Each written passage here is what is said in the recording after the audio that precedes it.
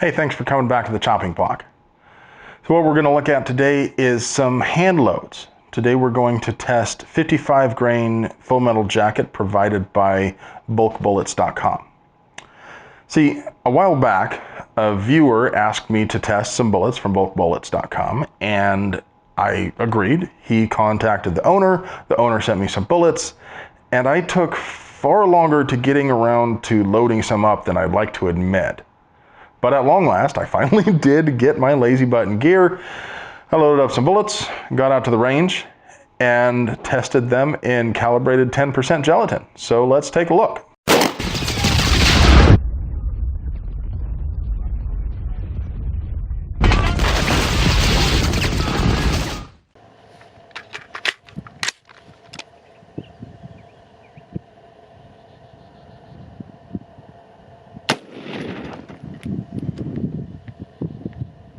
.2796.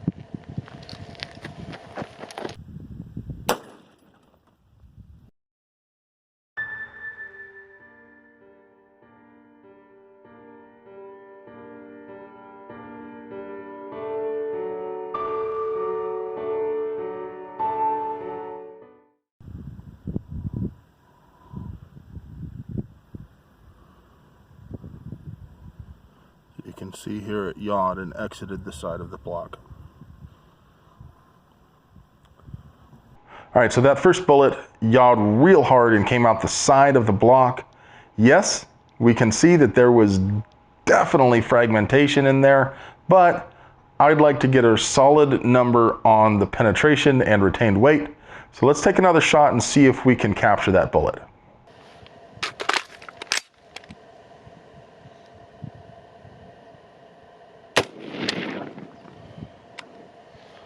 .2739.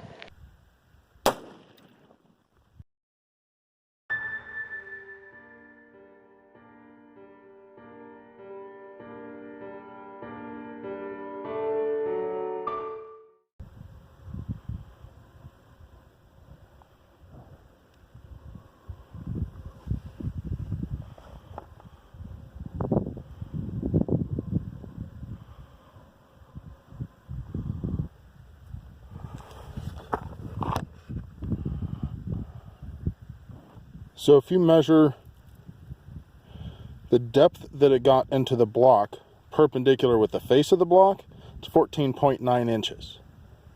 But if you measure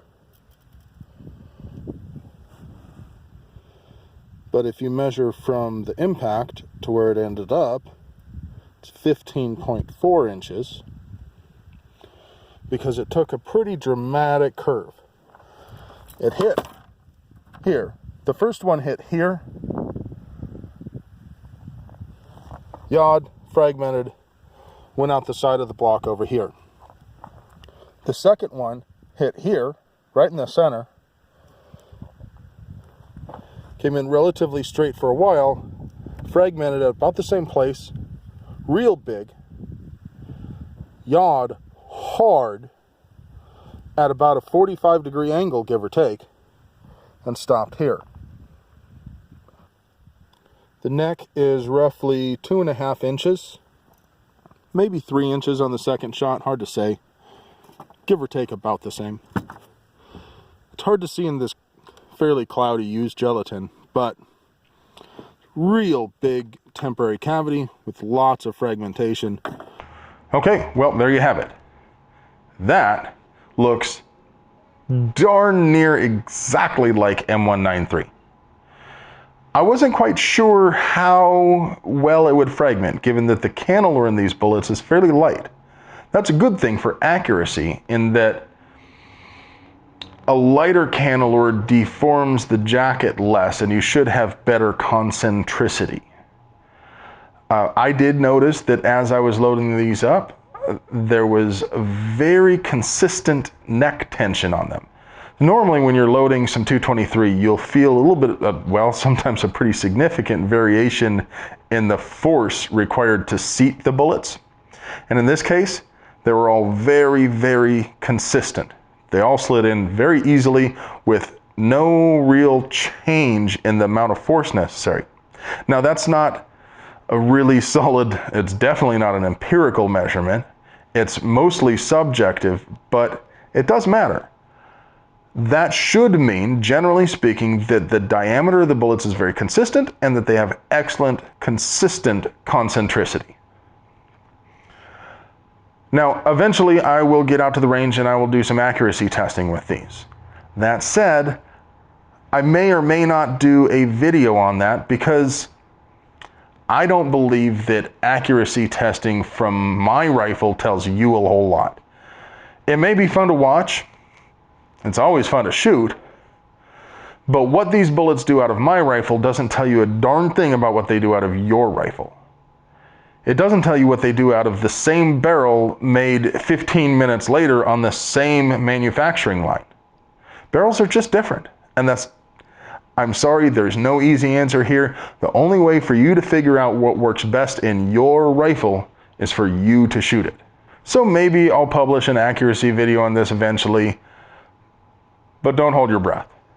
In the meantime, in terms of terminal effect, it's real consistent with M193.